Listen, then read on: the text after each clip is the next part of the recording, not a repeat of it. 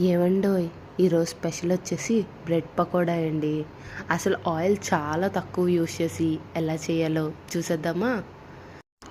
ముందుగా ఒక కప్పు శనగపిండి తీసుకోండి. అందులోకి కొద్దిగా పసుపు, ఉప్పు, కారం, ధనియాల పౌడర్ వేసి ఒకసారి బాగా మిక్స్ చేసుకోండి. ఇప్పుడు అందులోకి ఒక చిన్న ఉల్లిపాయ తరుగు, క్యాప్సికమ్, క్యారెట్ అన్నీ వేసి కలుపుకోండి. తర్వాత అందులోకి కొద్దిగా వాటర్ వేసి ఇలా థిక్ కన్సిస్టెన్సీ వచ్చినంత వరకు కలుపుకొని పక్కన పెట్టేసుకోండి. ఇప్పుడు బ్రెడ్ తీసుకొని వీడియోలో చూపిస్తున్నట్టుగా రెండు సైడ్లు బాగా మిక్చర్ పట్టేలాగా పట్టించి ప్యాన్ మీద వేసుకోండి. దాని చుట్టూరు గీ వేసి ఒక స్పూను రెండు సైడ్లు ఫ్రై చేసుకోండి.